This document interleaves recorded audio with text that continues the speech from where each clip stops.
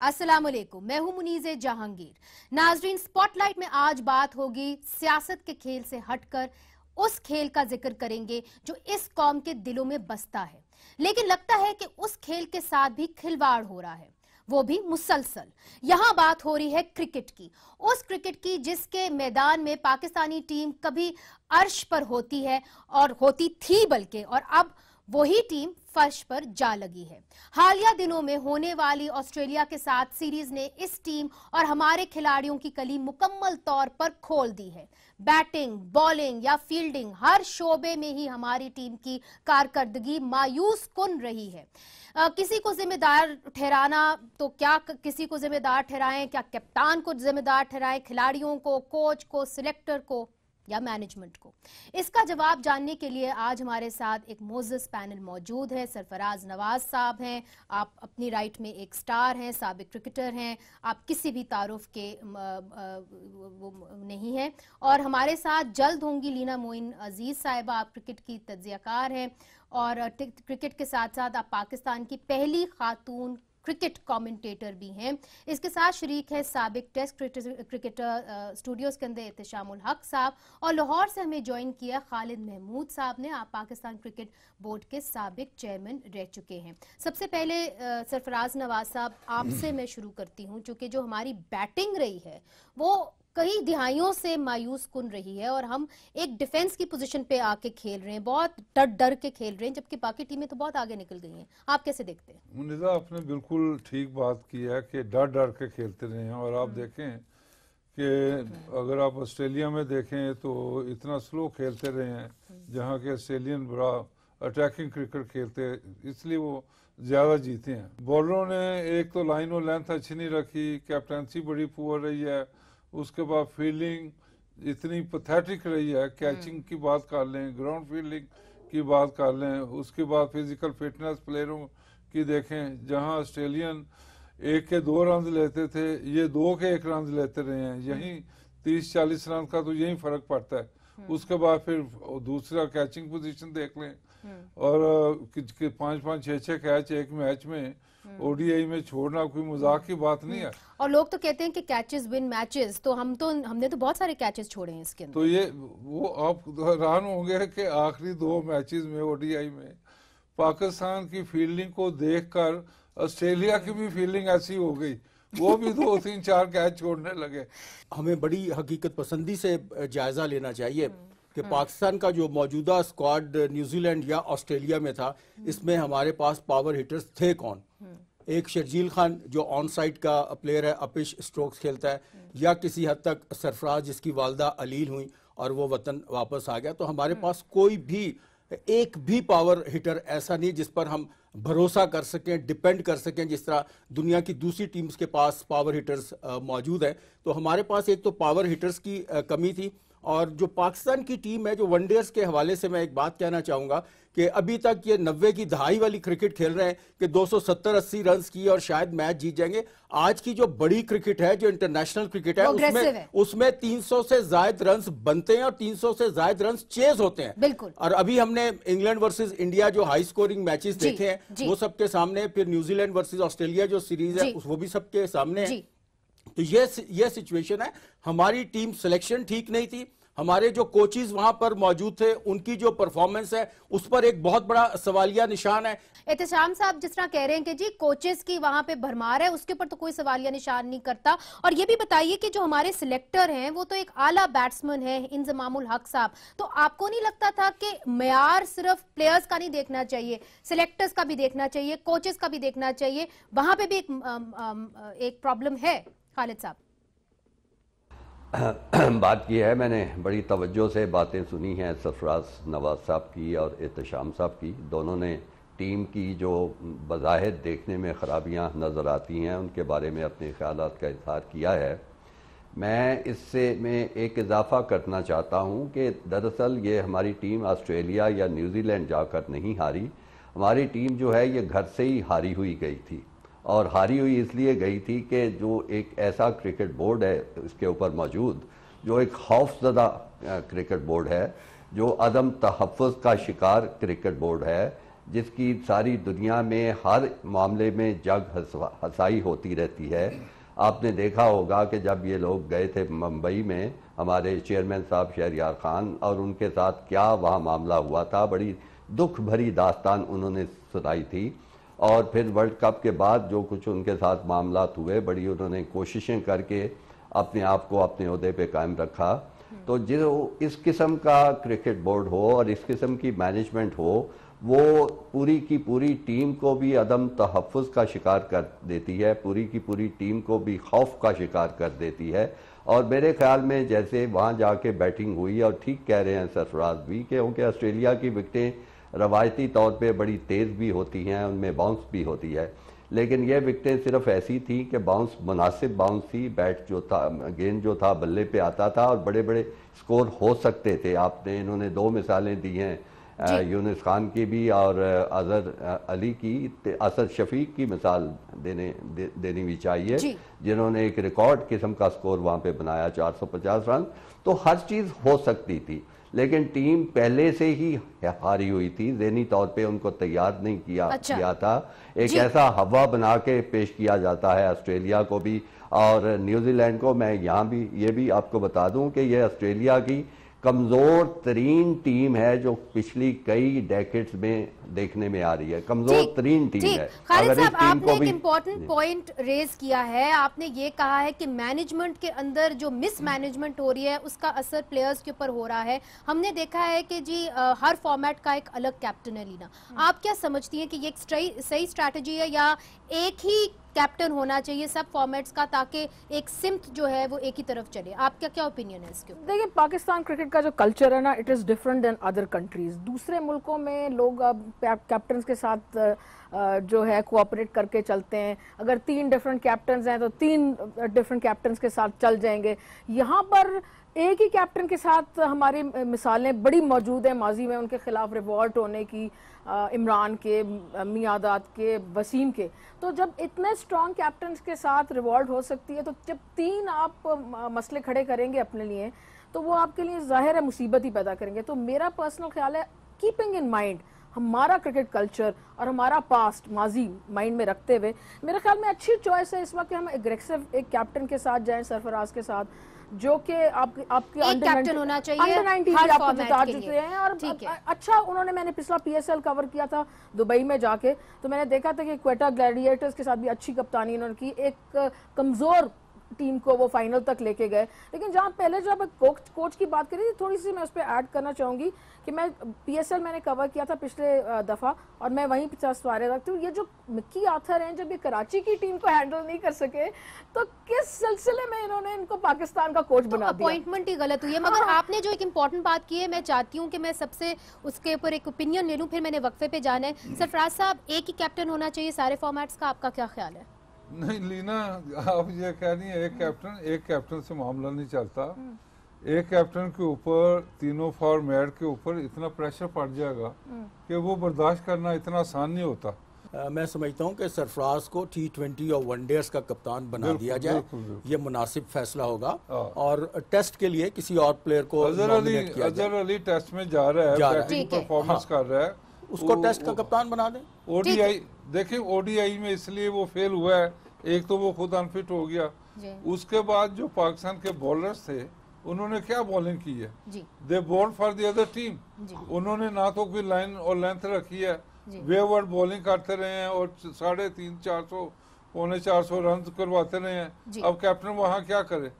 हमारे जो ज्यादातर यहाँ पे एक्सपर्ट्स हैं, उनका ये कहना है कि हर फॉर्मेट का एक अलग कैप्टन होना चाहिए, यही मुनासिब है। चलते हैं एक ब्रेक की तरफ, और ब्रेक के बाद हम बात करेंगे बॉलिंग की। नाजरीन, एक ज़माना था जब पाकिस्तान को लोग देखते थे और अशश करते थे, क्योंकि हमारे पास क्या क्या शानदार बॉलर्स होते थे, और अब हाल क्या हुआ है, इस पर बात करेंगे वक्फे के बाद।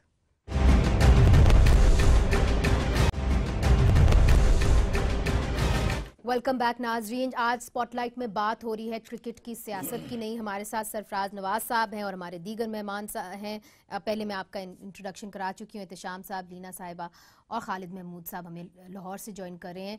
ये बताइए सरफराज साहब कि आपने रिवर्स से स्विंग जो कहते हैं ईजाद की, और you were one of the finest bowlers that we have seen in Pakistan. अब जब आप बॉलर्स को देखते होंगे तो कुड़ते होंगे, इसलिए चूंकि ऑस्ट्रेलिया ने भी 370 रन बना लिए। कहाँ खामी है, सिलेक्टर्स के अंदर है या टैलेंट ही नहीं आ रहा? नहीं, देखें, टैलेंट मौजूद है, टैलेंट को रिफाइन करने की ज़रूरत है। वहाँ पे लैक और अजहर महमूद को जो इन्होंने बॉलिंग कोच रखा हुआ है, उससे बजाय कि बॉलरों की बॉलिंग बेहतर होती, वो वर्ष से वर्ष होती गई है। और दूसरा मैं ये कहूँगा कि हमेशा दुनिया में जो टीमें मैच जीतती हैं वो हंटिंग पेयर होते हैं। जैसे आप देखें, फजल महमूद, खान मोहम्मद था, उसके बाद वकार यूनुस, वसीम अकरम थे, मैं था, इमरान थे। इस तरह ये हंटिंग पेयर जो ग्राउंड पे उतरते हैं तो इससे टीमें जीतती हैं। इस टीम में कौन सा हंटिंग पेयर है जी?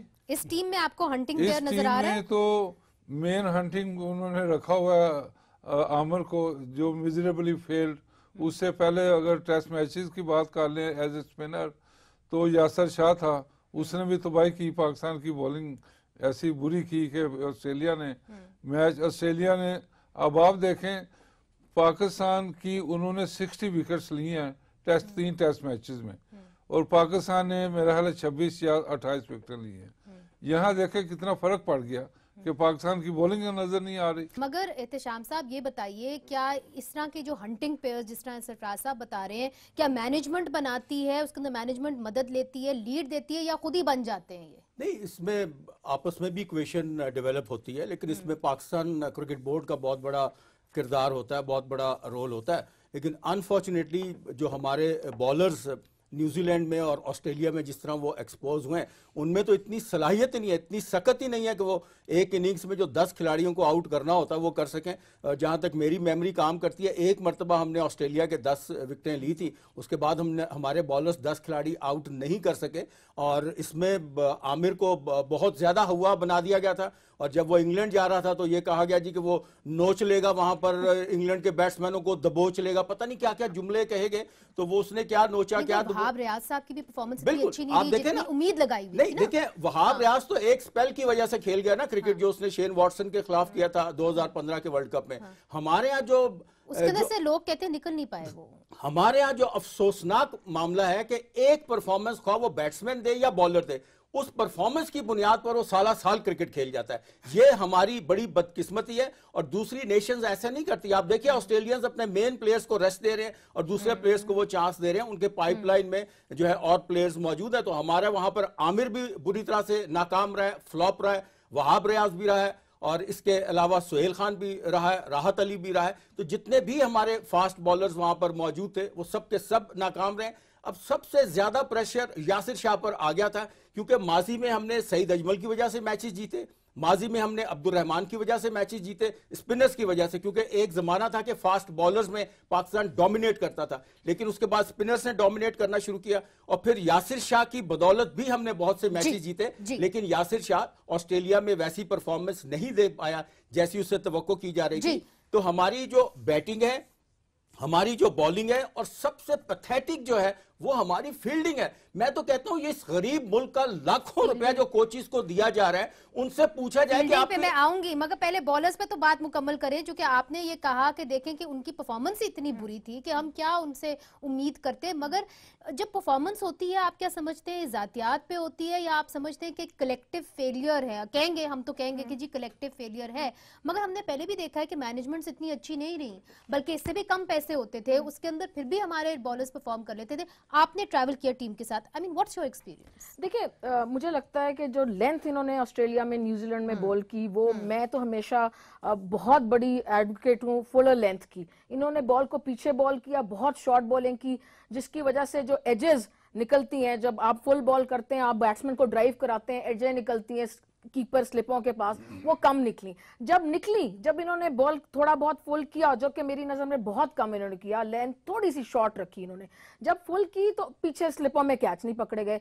फिर जो इन्होंने बात की आमिर की, वो बिल्कुल सही है कि आमिर को इतना बड़ा हुआ after a comeback of 5 to 6 years, psychologically वो बच्चा इतना, मतलब किस मुश्किल से वो निकला होगा उस सारे हालात से। उसके प्रेशर बाद नहीं ले सका। प्रेशर नहीं, उसके साथ आपने देखें, उम्मीदें आप कुछ ज्यादा थी। बाकी मुल्कों में आप देखें कि रोटेशन पॉलिसी होती है, कभी वो कमिन को खिलाते हैं, कभी स्टार्क को, कभी हेजलवुड को, कभी वो बोल्ट को रेस्ट दे देते, कभी सऊदी को रेस्ट दे देते हैं। हमने जब से उसने कम बैक किया इंग्लैंड सीरीज से, उसको रेस्ट ही नहीं दिया। उसके बाद आपने कहा रेस्ट का बड़ा जरूरी बात होती है। एक मैच में हमने वहाब रियाज को इंग्लैंड में रेस्ट दिया था, नेक्स्ट मैच में उसने पाकिस्तान को आके मैच जिताया और एक बेहतरीन बॉलिंग की। तो ये जो है कि फास्ट बॉलर्स को रेस्ट देना जरूरी है, आप उसको गधे का नहीं बना सकते। Fast bowlers are horses not mules. Muneeza, हमारे पास एक भी नॉट अ सिंगल वन, मैं पूरी सिलेक्शन कमेटी से पूछता हूं, मैं पूरे पाकिस्तान क्रिकेट बोर्ड से पूछता हूं, एक सिंगल वन, एक बॉलर ये पॉइंट आउट कर दें कि ये हमारा मैच विनिंग बॉलर है, ये इनिंग्स में 6, 7, 8 आउट करेगा। एक बॉलर ये पॉइंट आउट कर दे, मैं इनकी बात मान लूंगा। पूरी कौम ने ये प्रोग्राम देखना, पूरी कौम ये शो देख रही है, within Pakistan, outside Pakistan. एक हमारे पास मैच विनिंग बॉलर नहीं है। This is very unfortunate. Khalid Mahmood साहब, आप भी समझते हैं कि एक भी मैच विनिंग बॉलर नहीं है और मोहम्मद आसिफ की जगह बनती है कि नहीं बनती? जी इधर देखिए, जिसकी मर्जी आप जगह बना लें, इस वक्त तो 4 के 4 बॉलर्स आप रिप्लेस करके 4 नए बॉलर ला सकते हैं, लेकिन लाएंगे कहां से? कहीं से आप इंपोर्ट करके लाएंगे। आप अभी पूछ रही थी कि ये क्रिकेट बोर्ड का क्या दखल होता है नए खिलाड़ी तैयार करने में।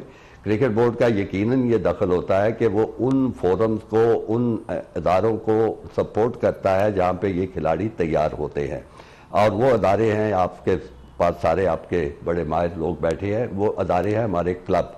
तो क्लब क्रिकेट जो होती है उसका किरदार बहुत अहम होता है, वहीं से सारे बड़े बड़े खिलाड़ी जो है वो पैदा होते हैं। सरफराज नवाज ने अपनी सारी क्रिकेट जो थी अपने क्लब से सीखी, उसके बाद वो जो नेशनल लेवल पे आया, फिर काउंटी क्रिकेट खेला, मजीद बेहतर होता चला गया, लेकिन बुनियाद क्लबों से होती है। लेकिन इस क्रिकेट बोर्ड का जो शानदार कारनामा है, जो हमेशा याद रखा जाएगा, कि इन्होंने क्लब क्रिकेट का बेड़ा गर्क करके रख दिया है। लाहौर में क्लब क्रिकेट खत्म हो चुकी है, कराची में भी कोई अच्छा हाल नहीं है, बाकी शहरों में, तो वो कहां से क्रिकेटर आएंगे? अब इस बोर्ड की दिवालियापन का आप अंदाजा लगाइए कि अरसे से ये बात सुन रहे हैं, बड़े अरसे से ये बात सुन रहे हैं, और पीसीबी को बार बार कई दहाइयों से ये बताया जा रहा है कि जी बाकी मुल्कों के अंदर जो भी क्रिकेटर्स होते हैं, खासतौर पे बॉलर्स, उनको रेस्ट दिया जाता है, हर जगह दिया जाता है, मगर हमने देखा है बिलखुसूस पाकिस्तान के अंदर कोई उनके कान पे जूं तक नहीं रेंगती। इसकी क्या वजह? आप भी तो पीसीबी में रहे हैं, क्या वजह है कि रोटेशन का कॉन्सेप्ट ही नहीं है पाकिस्तान के अंदर? देखिए, रेस्ट दिया क्या जाता है, बड़े बॉलर जो होते हैं, आप सरफराज नवाज आपके पास बैठे हुए हैं, जब ये अपने पीक पे थे तो हर मैच खेल रहे होते थे, इनकी बड़ी अच्छी फिटनेस होती थी, अपने आप को मेंटेन रखते थे। बड़े बॉलर जो है वो मतवातर बॉलिंग करते हैं, रेस्ट वाली ठीक है, कभी बड़ी मजबूरी हो गई कहीं बैठ गए। वसीम अकरम कितना रेस्ट किया करता था, या इमरान खान कितना रेस्ट किया करता था? 1982 में जो 3 टेस्ट मैचेस की सीरीज है वो आप देखें, उसने कितनी जान मारकर इतनी तबाहकुन बॉलिंग की है 6 की 6 इनिंग्स में। तो मैं वो रेस्ट वाली, आप बॉलर हैं इसलिए मैं आपसे भी जान, जिस तरह ये कह रहे हैं खालिद साहब कि जी रेस्ट की इतनी खास जरूरत नहीं होती थी, वो आफ्टर ऑल अच्छे बॉलर से तो खेलते रहते थे, मगर एक ये भी परसेप्शन है कि जो बॉलर्स हैं उनको रेस्ट की लाजमी जरूरत होती है, नहीं तो वो बर्न आउट हो जाते हैं और जल्दी बर्न आउट हो जाते हैं। हमारे बहुत सारे एग्जाम्पल्स हैं हमारे सामने जो लोग जल्दी बर्न आउट हुए। नहीं, देखें, बर्नआउट तो वो होगा जिसकी फिटनेस नहीं है। अच्छा। जिसकी फिटनेस है वो तो पॉलिश होता जाएगा, मजीद बेहतर होता जाएगा। अब आपको मैं बताता हूँ कि एक दिन मैं सुबह रनिंग कर रहा था ऑस्ट्रेलिया में, सिडनी ग्राउंड में, मेरे पास रॉर्ने मार्श और डेनिस लिली आए, ऐसे ऐसे मुझे चेक करने लगे। तो मैंने कहा क्या हुआ है, व्हाट हैपेंड? उन्होंने कहा how do you do that Saif, tell us. मैं कहा व्हाट यू मीन? कहता है कि हम जब शाम को आते हैं, तुम रेस्टोरेंट में खाना खा रहे होते हो लेट नाइट, सुबह आप देखते हैं तो नाश्ते पे तुम सबसे पहले पहुंचे हो, ग्राउंड में तुम कर रहे हो, उसके बाद 50-60 ओवर तुम एक इनिंग में करते हो। तो ये हमें बताओ कि तुम्हारे पास राज क्या है? और क्या ये था राज आपका? राज यही कि फिजिकल फिटनेस, जैसे खालिद साहब ने कहा, उस वक्त हमें उंगली से पकड़ के कोचिंग नहीं करवाते थे, तो फिर हम खुद फिटनेस करके आते थे। मैं देखें लाहौर में, तो अब लड़के नहीं करते when I was fitness? Captain for Lahore अपना पंजाब यूनिवर्सिटी, जी तो यूनिवर्सिटी ग्राउंड में 3-4 लड़के हम सुबह 15-20 राउंड लगाते थे यूनिवर्सिटी ग्राउंड के, खुद जाके। सर अब कहाँ खला है क्या? अब खला ये है कि इनको सोल बना दिया है, इनके पास मुख्तलिफ कोच रख दिए हैं। मैं आज ऐलान करता हूँ, वसाइल ज्यादा दे दिए, आज ये कह रहे ऐलान हैं। करता हूँ कि पाकिस्तान क्रिकेट बोर्ड अगर ऐलान कर दे हर प्लेयर को कि कोई कोच नहीं है, आप अपना क्लबों में खेलें, जैसे खालिद साहब ने कहा, क्लबों में खेलेंगे, क्लब क्रिकेट भी इम्प्रूव होगी, कम्पेटिटिवनेस आएगी और इनकी फिजिकल कंडीशन इम्प्रूव होंगी। मगर क्लब क्रिकेट तो काफी कम हो गई उसके है, बाद तो नहीं रही। इनको खुद आदत पड़े कि रनिंग करके फिटनेस, और बोर्ड इनका सिर्फ फिटनेस टेस्ट ले, कोई इनको अपना कोच ना दे, मॉनिटर ना करें इनको। बिल्कुल अपने खुद फिटनेस लेके आए, तो तब ये अपना बनेंगे प्ले। अब आप देखें ऑस्ट्रेलिया या साउथ अफ्रीका या दूसरे मुल्कों में ये खुद अपनी फिजिकल फिटनेस खुद करते हैं। आप कुछ कहना चाह रहे हैं? फिर मैंने वक्फे पे मैं कहना चाह रहा हूं कि जो फिजिकल फिटनेस है हमारे प्लेयर्स की, उस पर भी एक सवालिया निशान है। हमारे प्लेयर्स या तो थाई पकड़ लेते हैं या शोल्डर पकड़ लेते हैं, वो पहले भी पकड़ते हैं, लेकिन वो 10-10, 12-12 ओवर्स इन स्पेल कर जाते थे। अभी हमारे बॉलर्स में ऐसा किसी के पास स्टेमिना नहीं है कि 10-12 ओवर्स का एक स्पेल वो कर जाए। सरफराज नवाज साहब की तरह जो है उनमें, मैं तो हैरान हूं कि जब सरफराज नवाज, इमरान खान या दूसरे हमारे जो मायानाज बॉलर्स थे वो रिवर्स स्विंग करते थे, वो यॉर्कर लेंथ पर गेंद करते थे। अब तो हमारे फास्ट बॉलर यॉर्कर लेंथ गेंद ही नहीं करते, रिवर्स स्विंग ही नहीं करते। और आप कह रहे हैं इसलिए चूंकि क्लब क्रिकेट नहीं हो रही, इनकी प्रैक्टिस नहीं हो रही, इसी वजह से। देखिए इसकी वजह से भी है, और दूसरा बिल्कुल ये ठीक बात है कि कोचेज इनके सर पर ला दिए गए हैं, कोचेज वहां पर मौजूद हैं जो इस गरीब मुल्क का लाखों रुपया ले रहे हैं, रिजल्ट उनका जीरो, और जो प्लेयर्स हैं वो भी लेथार्जिक होते जा रहे हैं। और एक बात मैं और बता दूं कि इंटरनेशनल लेवल पर जो क्रिकेटर है उसका जो फिजिकल फिटनेस का लेवल है वो 21 या 22 यो है, और जो पाकिस्तान के जो क्रिकेटर्स हैं इनका जो लेवल है 14-15 यो है। तो ये इतना कम, ये इतना फर्क है इस फिटनेस में, तो वहां से कहां से आप इंटरनेशनल लेवल पे आप कम मुझे वक्फे पे जाना है सरफराज साहब, और वक्फे के बाद हम फील्डिंग के ऊपर भी बात करेंगे। मगर एक बात जो हमारे सारे यहाँ पे एक्सपर्ट्स हैं उन्होंने कही है कि क्लब क्रिकेट को ज्यादा होना चाहिए, मगर हम ब्रेक के बाद इस पे भी बात करेंगे कि जो PSL आई है उससे क्या फायदा होगा हमारे क्रिकेटर्स को और हमारी क्रिकेट को। ये सब कुछ एक वक्फे के बाद।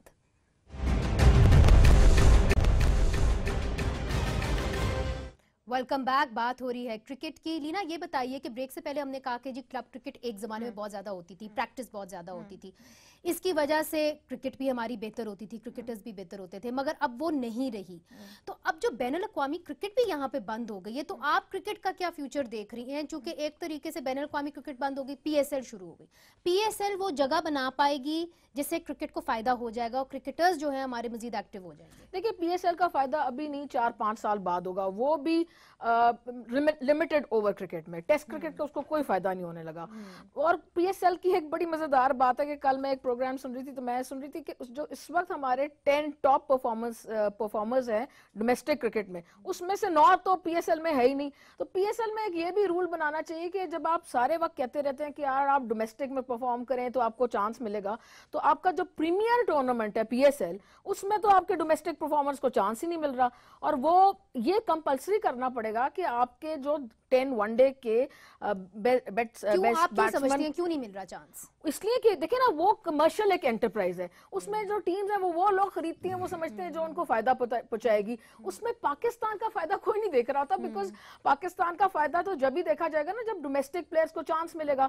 और 10 लोगों को 10 जो इस वक्त टॉप परफॉर्मर्स हैं उनको चांस नहीं मिला। उससे पहले आप फील्डिंग की बात करी थी, तो फील्डिंग के लिए कितने सालों से मैं कह रही हूँ कि, और बहुत सारे लोग कह रहे हैं ये, कि जो हमारे ग्राउंड्स हैं वो इतने सख्त होते हैं, सैंड बेस्ड नहीं होते, कि हमारा जो फील्डिंग, ये स्लाइडिंग का, डाइविंग का कल्चर ही नहीं डेवलप होता। लड़के डरते हैं, जब वो डाइव मारते हैं कोनियां छिल जाते हैं, घुटने छिल जाते हैं। तो जब वो ग्राउंड सॉफ्ट करेंगे एंड पूरे डोमेस्टिक स्ट्रक्चर पे, तो उसके बाद होगा। उसके बाद स्कूल लेवल क्रिकेट नहीं है। आप देखिए संगाकारा, जयवर्धन, तेंदुलकर, ये सब स्कूल क्रिकेट से निकले। हमारे यहाँ तो स्कूल क्रिकेट ही नहीं है, बोगस क्लब्स हैं। तो जब क्रिकेट को चलाने वाले लोग ऐसे होंगे कि जिनको कुछ पता ही नहीं होगा और 3-3, 4-4 शोबे एक ही बंदा संभाल के बैठा होगा और उसकी हम वाह वाह करते रहेंगे, कभी उसके दोस्त बन जाए, कभी उसको दुश्मन बन जाए, तो वो मुल्क का क्रिकेट कैसे चलेगा? आप बताएं ना कि कितने शोबे चला रहे हैं, क्यों, क्या काबिलियत है उनकी? अच्छा, यहाँ पे हम खालिद साहब की जाने बात है। खालिद साहब, पीसीबी की बात हो रही है, मैनेजमेंट की बात हो रही है, क्या वजह है जी कि एक बुनियादी बात आपने भी की, हमारे एक्सपर्ट्स ने भी की कि क्लब क्रिकेट को ज्यादा होना चाहिए। बार बार मैंने ये सुना है कि जी क्लब क्रिकेट को ज्यादा होना चाहिए, जिस तरह के इन्होंने कहा कि जी स्कूल्स भी होने चाहिए क्रिकेट के हवाले से। इतना पैसा है हमारी पीसीबी के पास, फिर क्यों नहीं क्लब क्रिकेट को वो ज्यादा फरोग देते?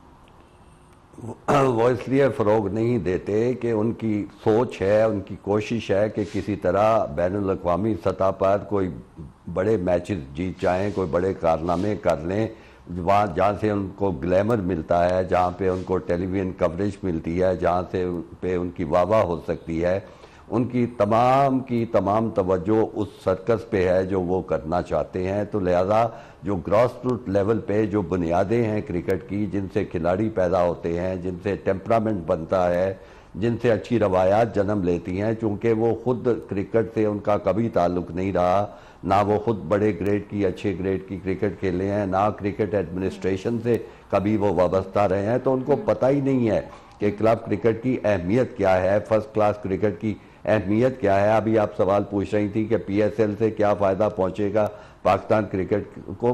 पीएसएल से पैसे शायद बन जाएंगे, लेकिन जो असल क्रिकेट का फ़ायदा होता है वो एक 4 रोज़ा क्रिकेट या 3 रोज़ा क्रिकेट से होता है, अच्छी फर्स्ट क्लास क्रिकेट से होता है।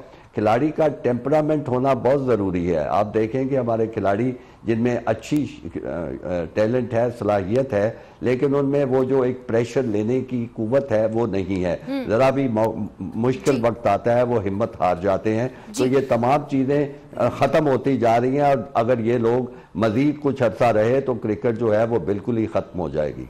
मैं आपकी जानिब आऊंगी सरफराज साहब, आपसे मैं पूछूंगी जो पीएसएल अब शुरू होने वाला है, क्या उम्मीद है आपको पीएसएल से? क्योंकि देखें फिर भी एक माहौल तो बनता है ना क्रिकेट का। पीएसएल जब शुरू होती है तो मैं देखती हूँ कि गलियों के अंदर लोग क्रिकेट खेलना शुरू कर देते हैं, तो माहौल तो बनता है। चले कुछ भी नहीं हो रहा तो ये तो हो रहा है कम से कम। नहीं, देखें पीएसएल जो लास्ट ईयर हुई है उसमें मुझे एक प्लेयर बता दें जो पाकिस्तान टीम में आया हो, तो करोड़ों जो भी रुपया खर्च हुए हैं, अरबों के ऊपर चले जाते हैं, उसका फायदा सिर्फ गैम्बलिंग माफिया और जो ऑर्गेनाइजर। एक तो आया है ना, एक तो आया है मोहम्मद नवाज। मोहम्मद नवाज नहीं, हसन अली नहीं, वो हसन अली कौन सी खेला अपना पीएसएल? ये तो अपनी परफॉर्मेंस डोमेस्टिक क्रिकेट से करके आए हैं। उसके बाद आप देखें कि अब पीएसएल में आप देखें बाहर के लोग आके कैप्टन बनेंगे। इनकी माइंड में इतनी अकल नहीं है कि पाकिस्तान को कैप्टन नहीं मिल रहा। हम सब बात कर रहे हैं ना कि पाकिस्तान का फ्यूचर का कैप्टन कौन होगा, कोई तो ग्रूम कहाँ से करना है? पीएसएल में तमाम जो कैप्टन बनाए गए हैं बाहर के लोग अब्रॉड मुल्कों के हैं। इनको पाकिस्तान के लोगों को कैप्टन बनाना चाहिए था, ताकि फ्यूचर में कैप्टन और वाइस कैप्टन पाकिस्तानी प्लेयर होता। फ्यूचर के लिए उनको बनाते, बेहतर बनाते और मैच्योर करते, ताकि फ्यूचर में अगर कैप्टनसी की कोई जरूरत पड़ रही है, जैसे अब 3-4 कैप्टन आपको अवेलेबल होते। उसके बाद आप देखें दूसरी चीज कि पीएसएल में जो ये लोग बूढ़े लोग आ रहे हैं, रिटायर्ड पीपल, और ऐसे लोग भी आ रहे हैं जिनको उनके मुल्क खिलाते नहीं है, तो उनके आपने अपनी क्रिकेट को क्या इम्प्रूव करना है? You are playing with dead woods. तो नहीं, मेरा मतलब है जो रिटायर्ड प्लेयर डेड वुड्स है ना, जिनको उनके मुल्क ही नहीं कंसिडर करते। उसके बाद आप आए कि ये आपने जो मिकी आर्थर रखा हुआ है, लीना ने बड़ी अच्छी बात की है कि वो कराची किंग्स को कुछ नहीं कर सका। अब उसका सुन ले, मैं उसका बायोडेटा आपको बताता हूँ। ऑस्ट्रेलिया का जब ये कोच था, ऑस्ट्रेलियन क्रिकेट बोर्ड के पास तमाम ऑस्ट्रेलियन प्लेयर गए कि ये नाहल कोच है, इसको निकाले मिकी आर्थर को, और ऑस्ट्रेलिया सैक्ड हिम। उसके बाद ये साउथ अफ्रीका गया, साउथ अफ्रीका ने इसको निकाला। साउथ अफ्रीका में इसने पाकिस्तान टीम के ऊपर इल्जाम लगा दिया कि ये जुआरी हैं, और पाकिस्तान क्रिकेट बोर्ड ने इसको नोटिस सर्व किया हुआ है, और अभी उसने माफी नहीं मांगी और उसको साथ रखा हुआ है। तो सरफराज साहब, जो आप कह रहे हैं उससे तो मुझे ये हो रहा है कि नहीं, देखिए ये टैलेंट है, टैलेंट पाकिस्तान के अंदर बेतहाशा है, मगर मैनेजमेंट खराब हो गई। नहीं, मैनेजमेंट अब आप देखें ना, ऐसे लोग 20-25 लाख रुपया महीना, उसके बाद 2-3 ये ऑस्ट्रेलिया से लोग, नहीं 1 मिनट मेरी बात मुकम्मल, ऑस्ट्रेलिया से आदमी ले आया, उसके बाद ये ना तो डोमेस्टिक क्रिकेट देखते हैं ना क्लब क्रिकेट में जाते हैं, तो इनको क्या विजन है कि कौन प्लेयर आ रहा है कौन नहीं आ रहा। चले एक इसका सोल्यूशन निकालते हैं। एहतेशामुल हक साहब, हम क्या क्लब क्रिकेट को, स्कूल क्रिकेट को ज्यादा अट्रैक्टिव बना सकते हैं? कोई एक तरीका होगा जिसके तहत आप समझते हैं कि ज्यादा मजबूत हो पाकिस्तान के अंदर, ताकि क्रिकेट को फरोग मिले? देखिए, जो नर्सरी है ना, वो तो क्लब क्रिकेट है या स्कूल क्रिकेट है। एक जमाने में इंटर स्कूल टूर्नामेंट मुनीज़ होता था, और एक ज़माने में इंटर कॉलेज टूर्नामेंट होता था जिसमें गवर्नमेंट कॉलेज और इस्लामिया कॉलेज लाहौर की टीम्स खेलती थी। ऐसे लगता था 2 पाकिस्तान की टीम्स खेल रही है। एक ज़माने में Punjab university versus Karachi university match होता था, ऐसे लगता था कि पाकिस्तान की टीमें खेल रही हैं। इतना टैलेंट पाकिस्तान में अल्लाह की तरफ से मौजूद है, लेकिन हर शाख पर उल्लू बैठा है, अंजाम गुलिस्ता क्या होगा वो सबको मालूम है। लीना, ये बताइए कि देखें मैनेजमेंट तो एक तरफ, मगर अंदरूनी सियासत की भी बड़ी बात होती है कि क्रिकेट के अंदर, क्रिकेट खिलाड़ियों के अंदर अंदरूनी सियासत है जो पाकिस्तानी क्रिकेट को ले डूबी है। आप क्या समझती हैं? हाँ, वो सियासत बहुत ज्यादा थी, बट अंडर मिसबा वो काफी कम होगी कि मिसबा ने उसको काफी कर्ब किया, टीम को अच्छी तरह जेल किया, और ये पिछले 4-5 साल बड़ा अच्छा खेला है। उससे पहले लॉबीज होती थी, पीएसएल में हमें खुद लॉबीज नजर आई। अभी सरफराज बिल्कुल सही कह रहे थे कि पीएसएल का फायदा होगा जब जितने ज्यादा डोमेस्टिक यंग टैलेंट हमारा खेलेगा। और ये कप्तानी की बड़ी अच्छी बात इन्होंने की। एक हमारा कप्तान है जिनको ये एडवोकेट कर रहे हैं, अजहर अली, वो लाहौर का कप्तान था, उनको भी निकाल दिया उन्होंने। तो कप्तान कैसे ग्रूम होंगे? और जहां पर शोएब मलिक को कप्तान बनाया वो तो जरूरत ही नहीं थी, उसने कौन सी अब कप्तानी करनी पाकिस्तान की? मतलब तो बात ये कि we will have to look at these things from all wider angles. एक बात बस मैं ऐड करना चाहूंगा कि शोएब मलिक और हफीज वो भी कैंडिडेट है कप्तानी के। मैं ऑन एयर एक बात कर रहा हूँ, बड़े वसूख से बात कर रहा हूँ। हम लोग तो बात कर रहे हैं कि सरफराज को ये जिम्मेदारी सौंप दी जाए, वनडेज की, T20 का वो तो टीम में खेलने के नहीं है अहल इस वक्त हफीज। तो खालिद महमूद साहब, लीना, एहतेशामुल हक साहब, सरफराज नवाज साहब, बहुत बहुत शुक्रिया हमारे इस प्रोग्राम में आने का। जिस तरह सबने कहा कि हर किसी को अपना घर दुरुस्त करना पड़ेगा, और अगर पाकिस्तान में क्रिकेट को बेहतर करना है तो क्लब क्रिकेट को फिर से आप एक्टिव करें, स्कूल क्रिकेट को एक्टिव करें, ताकि लोग डोमेस्टिक क्रिकेट खेलें, ताकि क्रिकेट की जो सिचुएशन है वो बेहतर हो। मुझे आज के लिए इजाजत दीजिए, खुदा हाफिज।